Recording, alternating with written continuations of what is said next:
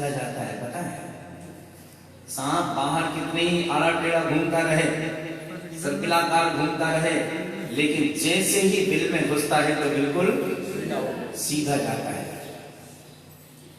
तुम ज्ञानी हो, बाहर जब तक रहे तब तक जो कुछ भी तुमने आड़े टेढ़ी दृष्टि से देखा सो देखा। राग को देखा, कहीं मोह को देखा, कहीं राग को, कर्मों को, पुण्य को, पाप को, संसार को, संस्कार को, संयोगों को, विवाहों को, संसार को, सबको देखा आड़े टेढ़ी दृष्टि से। लेकिन अब तो तुम घर में जा रहे हो ना,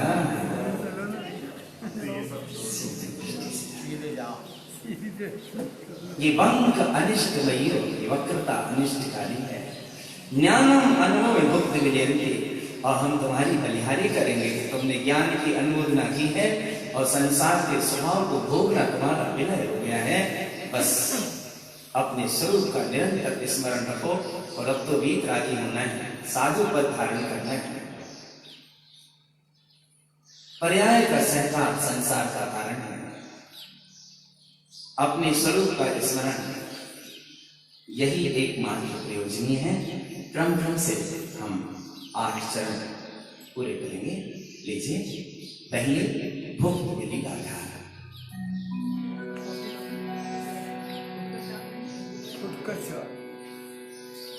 भुक्तम संसार स्वभावम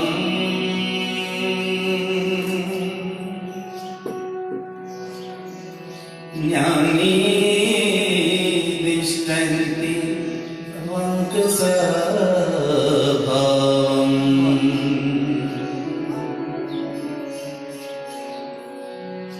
वंक अनिष्टमयो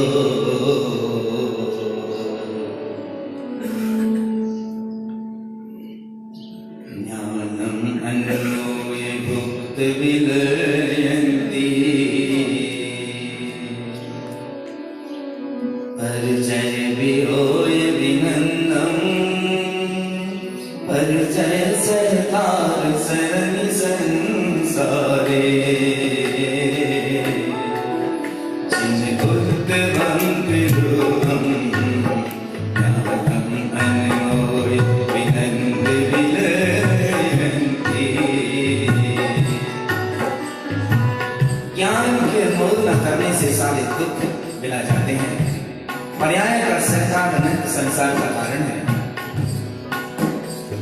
चिंतन मोह सहाम नंद सीन सभावम। जिन स्वभाव की मोह न करो, ये सिंह की तरह परम क्रांतिकारी बलशाली अनंत चतुष्टय में स्वभाव उत्पन्न हो जाएगा। जैसे सिंह को देखकर गयंग गर्ज विलयम, हाथियों की चिंगार गर्जना सब समाप्त हो जाती है।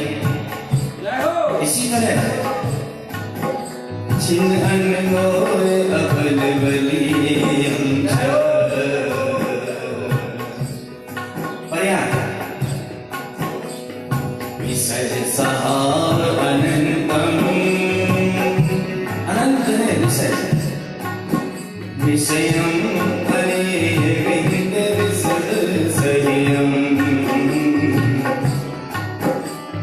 विषय विंद विषघट रूपम अनुभव विषय गलीयम छ। एकमात्र ज्ञान स्वभाव की अनुमोदना करो, इससे सारे के सारे विषय बच जाएंगे। विनंद स्वभाव हो, दुख भाव है। विनंद का अर्थ है दुख, भोगना दुख स्वभाव है। छिन बुद्धि नंद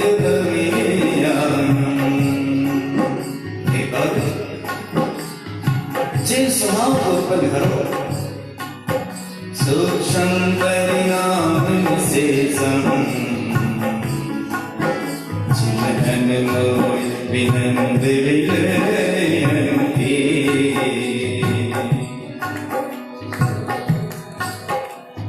विषय स्वभाव अभावम्। विषयों के समस्त स्वभाव का अभाव करो, देखो ही मत बाहर, जानो मत किसी पर को। विषयं परिणाम विविधेयं च। अनेक प्रकार के विषयों के परिणाम अनेक प्रकार के हो जाते हैं। तुम इन सारे विषयों को जानना छोड़कर अमृत रसियम, अमृत के सिंधु में डूब जाओ, अमृत के स्वाद में निमग्न हो जाओ। अन्योयम वसीय सिद्धि संपत्तम,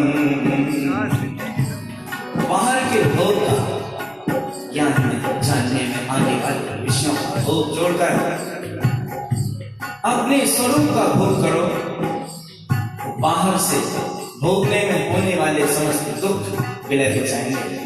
नाना प्रकार के विषय में ज्ञान जिन्हें जान सकता है, इन सबको जानना छोड़कर एक अमृत में सिंधु में डूबो, एक शुद्धात्मा को ही विषय बनाओ, उसी में बसो, उसी में रमो। सिद्धि संपत्तम, इसी से सिद्धि की संपत्ति प्राप्त होगी। मुक्त विजय की गाथा यहाँ पूर्ण हुई। और दूसरी है पात्र गाथा। पात्रता कैसे जागेगी? सभी श्रद्धालुओं, साधकों, श्रावकों और जो भी लोग अपना कल्याण चाहते हैं, उन सब ये चार गाथाएं विशिष्ट मार्गदर्शन है गुरुदेव का।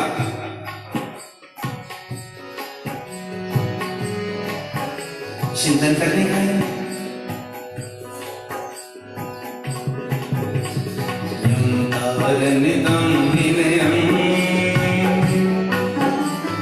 जो तारण करने स्वभाव है उसके प्रति विनय रखो। अहम पर जाओ अनिष्ट हुए, ये अहम की पर्याय अनिष्टकारी है। चित्त शांत हो गया है, अब ये अहम भी जाने वाला है। अहम की पर्याय अनिष्टकारी है। निर्गुण शेषम, स्वभाव निर्गुण। निर्गुण का अर्थ यहाँ जो बाहरी गुण माने जाते हैं, बुद्धि से जिन्हें समझे जाते हैं,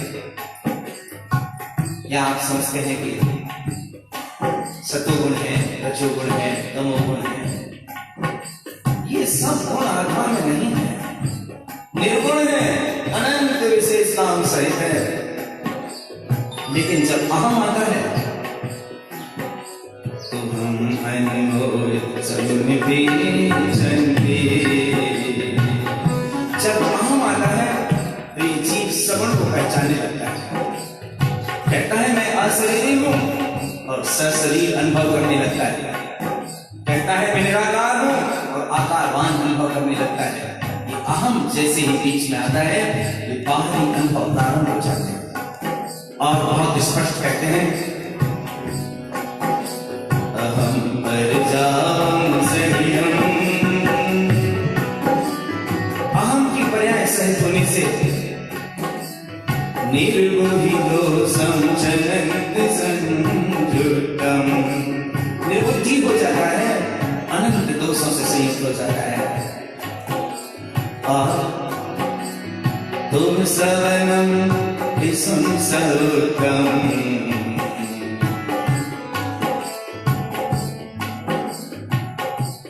तुम्हारी बात को सुनने से चुगलखोरी होने लगती है। अहम की बात सुनो, अहम में लगो तो चुगली का दोष लगता है। विषम माने चुगलखोर को कहते हैं विषम। मैं कर रहा हूं, मैं करने वाला हूं, मैं पर्याय वाला हूं। मैं का भाव जितना आता है ये स्वभाव की चुगली करता है जी पर्याय से। किसकी चुगली कर रहा है? अरे बड़े आदमी की चुगली कर रहा है अहंकार से। किसकी चुगली कर रहा है? ये अहंकार का बड़ा दोष है कि अहम स्वभाव में स्थापित होना चाहिए था। ये जीव पर्याय में अहम को स्थापित करके अपने आप से विमुख बना रहा है। लेकिन तुम हम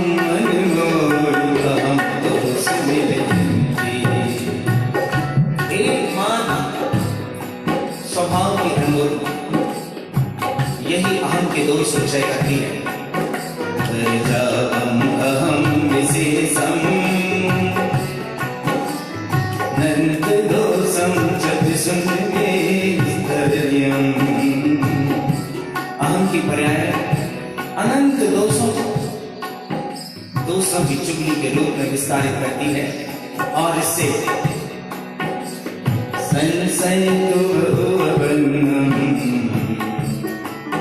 तुम्हें संशय उत्पन्न होने लगता है। ये अहम इधर उधर की बातें लगाता है, ये स्वभाव के प्रति शंका पैदा करता है। लेकिन अहम से वे कहना चाहते हैं कि तुम अपने स्वरूप की अनुमोदना करो, तो तुम भी जो अभी अहम इधर कह रहे हो, जब तुम स्वभाव के साथ हो जाओगे तो बात ही कुछ और हो जाएगी। संशय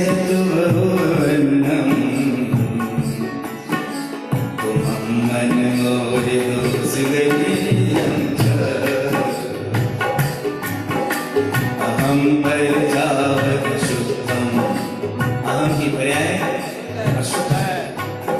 विशुद्धम के नाम वयम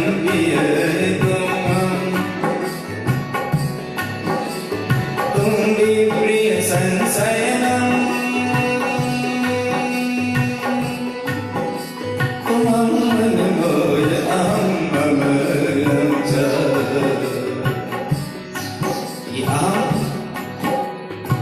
ये कहता था कि मैं स्वभाव में मैं पता नहीं करके कहता था ये मैं,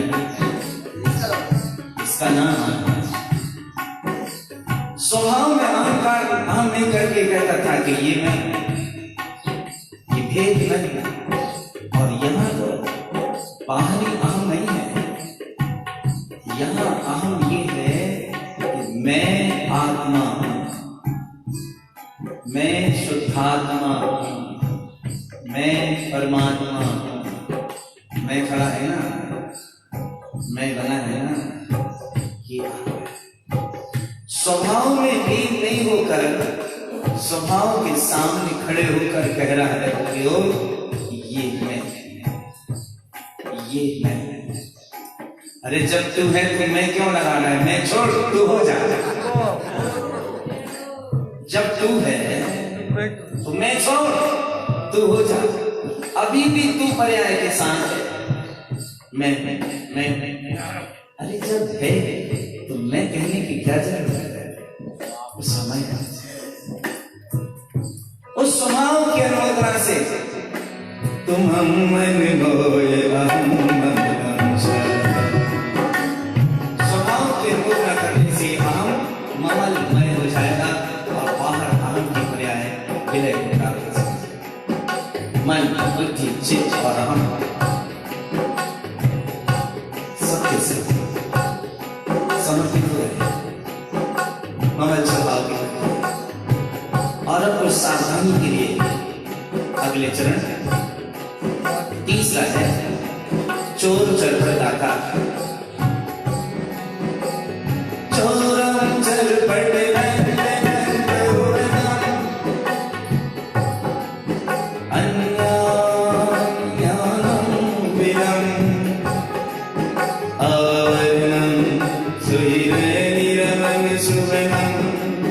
दुष्टं च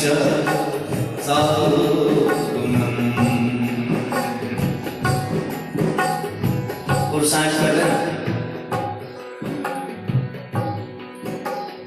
लेकिन पर्याय की ओर देखकर अज्ञान में रहोगे ज्ञान दिला जाएगा। आवरण को देखोगे रत्नत्रय स्वरूप दिखाई नहीं देगा। उसी के पुरुषार्थ से उसी में रमणता होगी। और अगर तुमने स्वभाव की ओर दृष्टि नहीं देकर अज्ञान भाव की ओर देखने की कोशिश की, ये चोरी है। दुष्टम च साधुधुनम। और अगर कोई साधु भी हो जाए तो उसके गुण फिर खोटे ही बने रहेंगे, वो स्वरूप में लीन नहीं हो पाएगा। चोर के लक्षण, चोरी के लक्षण सिद्ध स्वभाव है। चोरी विरोध चोर,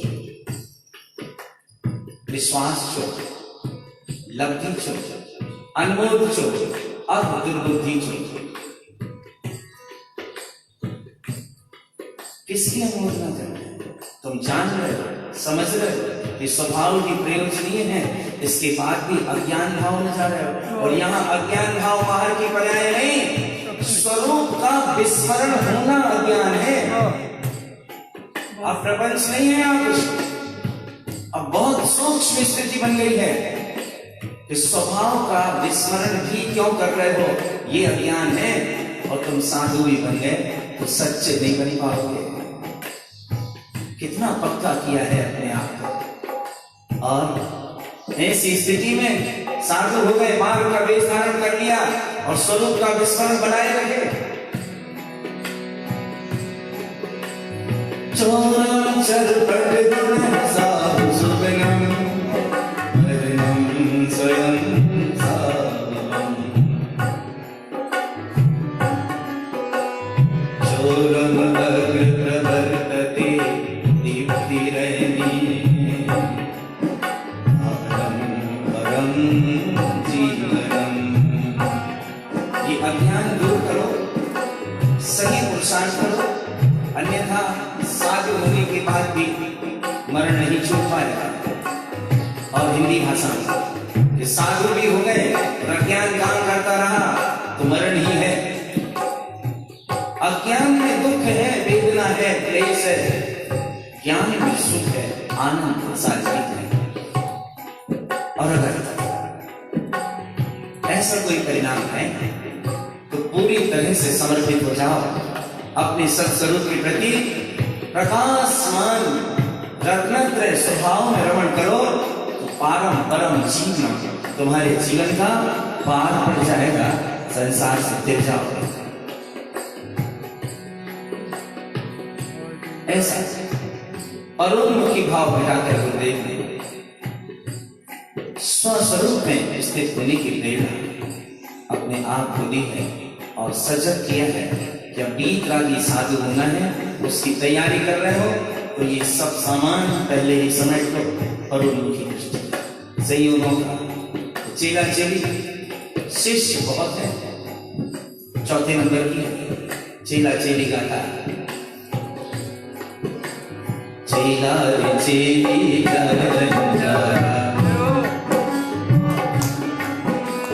चेला रे चेली प्रत्यक्ष चेला रे चेली जान जंजारा, चेला रे चेली प्रत्यक्ष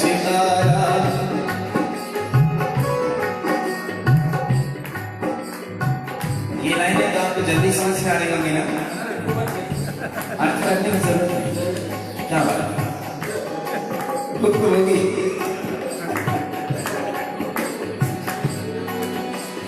चेला रे चेली जान जंजारा, चेला रे चेली प्रत्यक्ष काला। चेला कर उत्तम दुह कुल शुद्धा,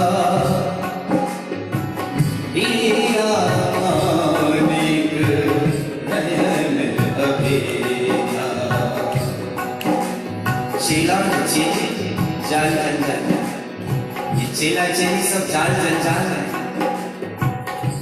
प्रत्यक्ष काला, जिंदगी में वो काल तो एक ही बार आएगा, ये तो प्रत्यक्ष काल है। चेला कर को तो दुख कुल सुधा, ये चेला चेली दुख के शुद्ध कुल है।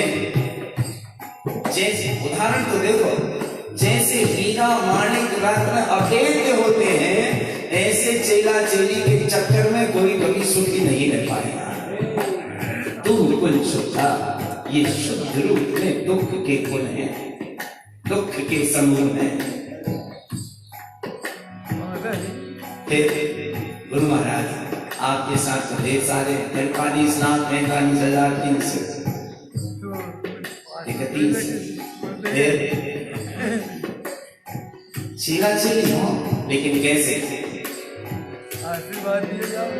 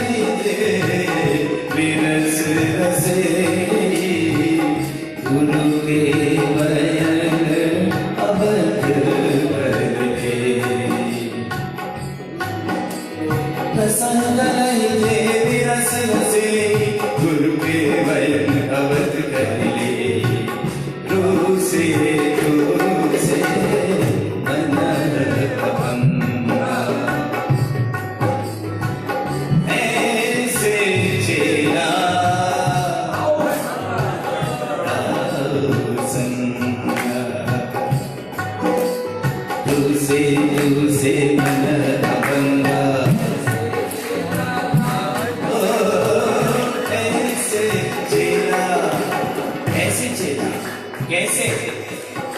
जिनका मन रू से अभंग,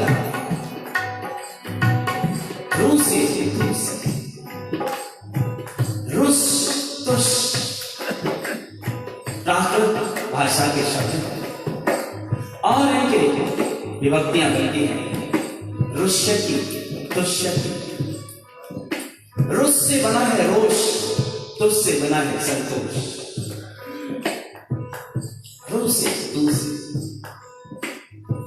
रुस का अर्थ होता है रूठ जाना, द्वेष करना, और दूसरे का अर्थ है संतुष्ट होना, राग करना। पूरे लक्षण मिल रहे हैं, बस तो काम बनेगा। तू से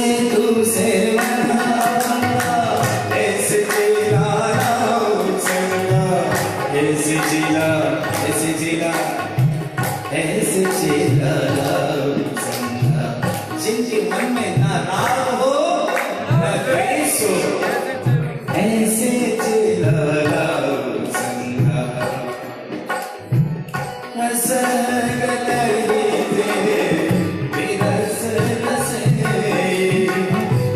जो ऐसे रस में गल जाए और गुरु के वचनों को प्राप्त करने, ग्रहण करने, और जिनका मन राग द्वेष से खंडित ना हो, अंग ना हो,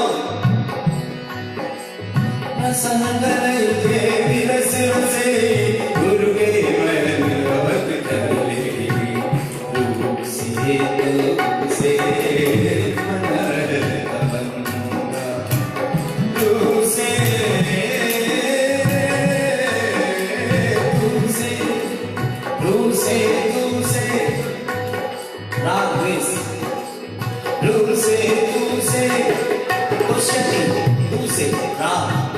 से रोष करना, द्वेष।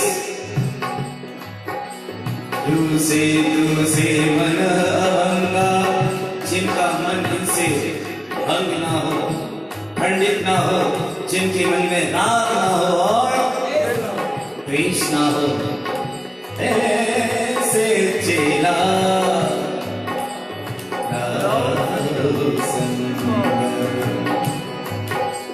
तू से मन अभंगा, ऐसे चेला।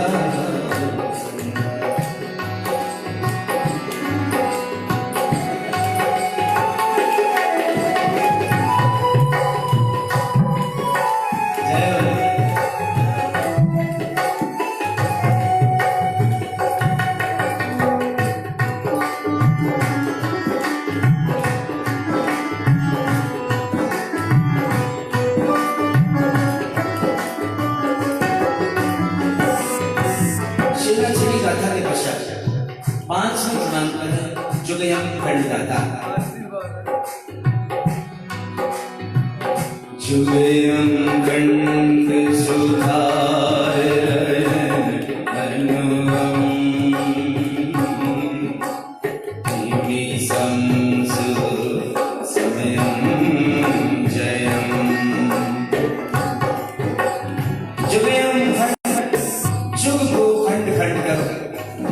का अर्थ यहाँ दो से, दो के जोड़े को जुग कहते हैं। जुग जोड़ा, जुग को खंड खंड करो, यहाँ जुग है दो का, जीव और बुद्ध। इस जुग को खंड ढेर ज्ञान करो, इसी में सुधार है, इसी में कल्याण है। और खंड करके नयन अनुभव अपने अनुपम रत्न को निमिषम सुसमयम जयम, स्व समय स्वरूप के आश्रय पूर्वक निमिष भर के लिए जीतो। और निमिष भर से आगे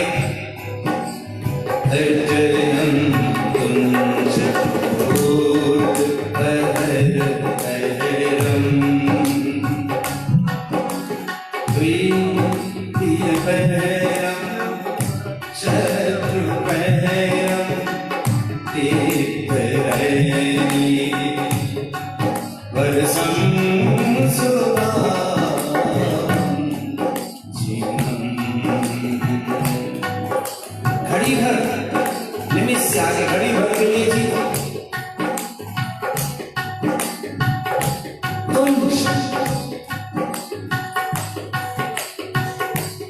अपने आप को परमात्मा के समान अनुभव करते हो, घड़ी भर से अधिक समय, फिर मुहूर्त, प्रहर, दोपहर, तीन प्रहर, चार प्रहर, दिन दिन रात, वर्षम स्वभाव जन्म, वर्ष भर स्वभाव को जीते रहो, स्वरूप में रमण करते रहो। वर्षम की पति, वर्षम की पति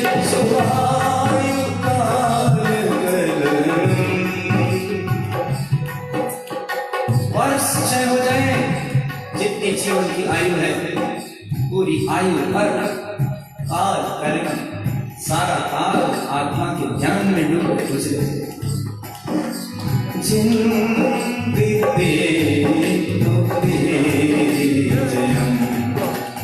जिंदगी भर अपने जिन स्वभाव के प्रकार से जीवन जियो और मुक्ति को प्राप्त करो, जो कि हम खंड गाथा के बाद 6 नंबर पर है आशीर्वाद गाथा।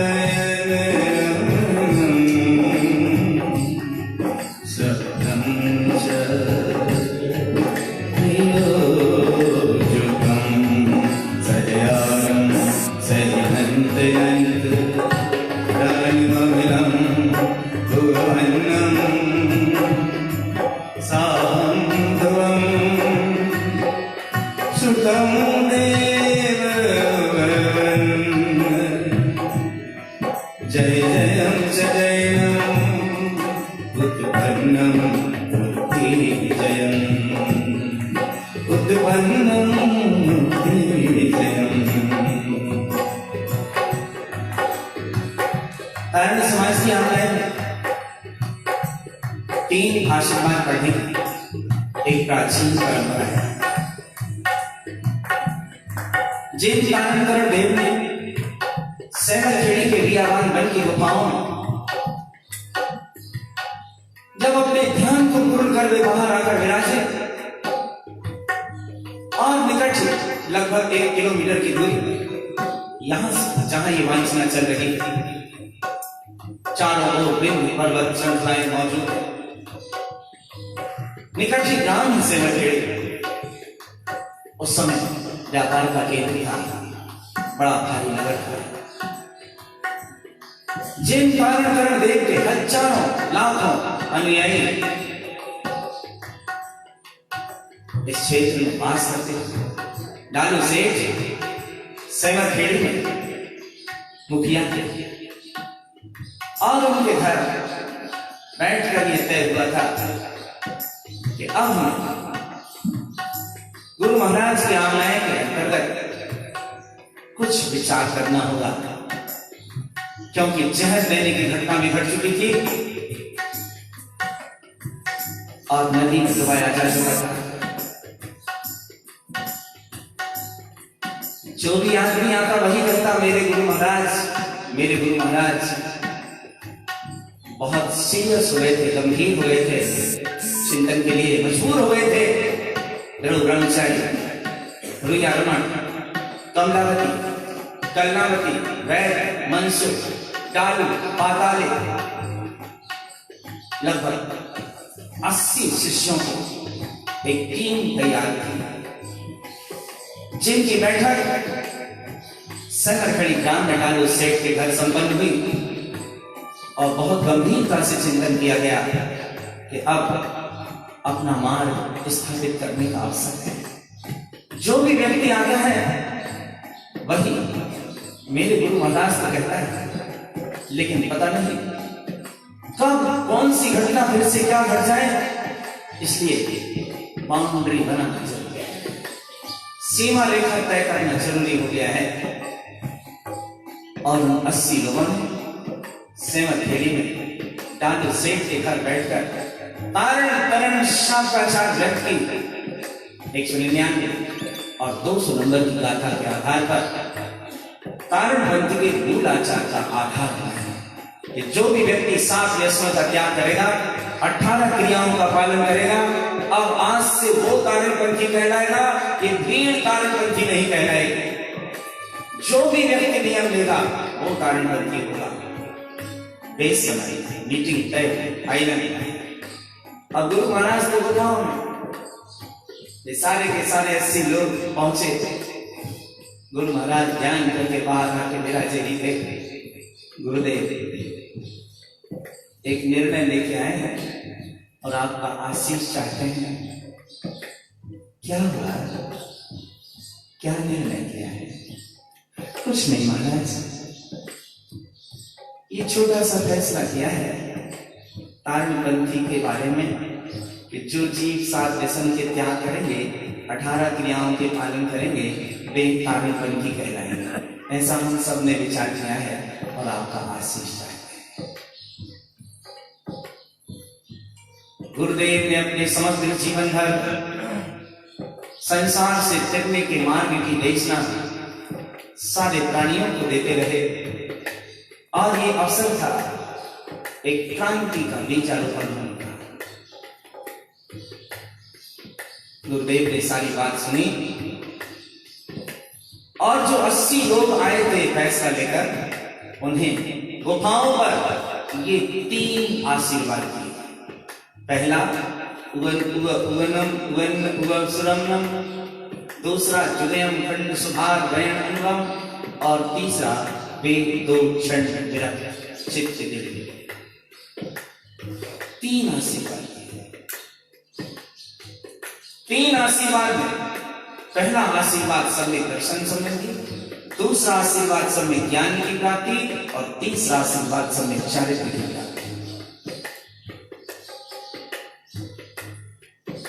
यहां से तारणपंथ की स्थापना हुई और फिर नामावली लिखी। पंडित उदव, पंडित सड़व, पंडित लखन, पंडित भीखम, 4 लोगों की विद्वत परिषद तय हुई। जो भी लोग ग्रुप के साथ आते थे, समूह के साथ आते थे, उन सबके नाम लिखे जाते थे और उन्हें गुरुदेव आशीर्वाद देते थे। अनमोल जिन श्रेणी जिन श्रेणी की अनमोल न करो, ध्यान में डूबो और मुक्तिगामी करो। ये आशीष था गुरु महाराज और ये तारणपंथ बीजारोपण का। आज ये तारणपंथ बट वृक्ष की तरह फल भोग रहा है। ये 3 आशीर्वाद उस समय गुरुदेव ने दिए थे जिनका हमने यहां वाचन किया और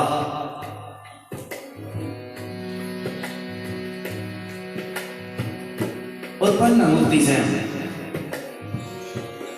स्वानुभूति को उत्पन्न करो और मुक्ति को प्राप्त करो। आशीर्वाद गाथा के पश्चात 7वें नंबर पर है उवन गाथा। ओंकार स्वरूप की अनुभूति का उदय बढ़ रहा है। अंतरंग में चैतन्य प्रकाश दीप्तिमान हो रहा है। और अब तो गुरुदेव कहते हैं, मैं निर्तक ही जिन अपनों पाया, मैंने अपने आप निर्तक ही अपने आप में आनंदित होते हुए, अपने आप में झूमते हुए, अपने आप में डूबते हुए अपने जिन को पाया है। और छोड़ न सकता एक खिनो, अब मैं एक क्षण के लिए भी इसे छोड़ नहीं पा रहा हूँ। अब तो इसमें रमना है मुझे, अब मुझे इसमें डूबना है, इसमें लीन होना है। भुवन गाता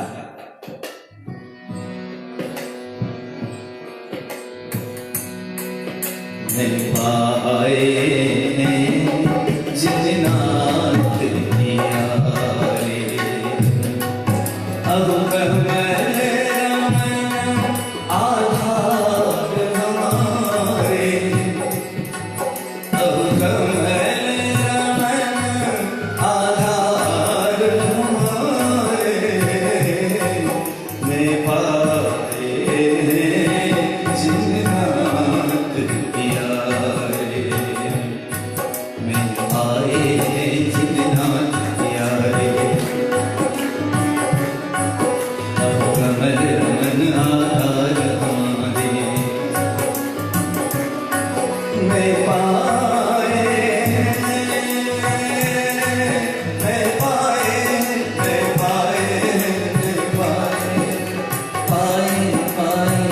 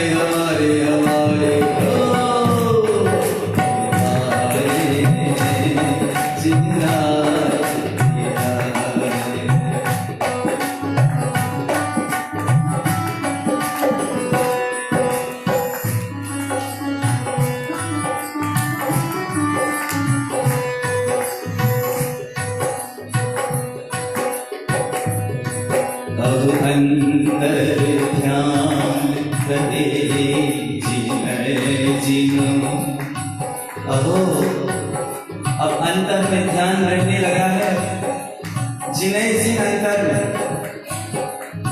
दिखाई दे रहे हैं। सट रमन रमी तम अर्जुन, सट रमन रमन हो रहा है इसमें अरिहंत जिन परमात्मा प्रदीप हो रहे हैं।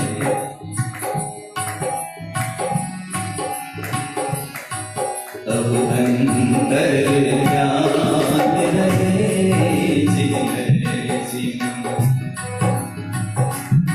सच रमन रमी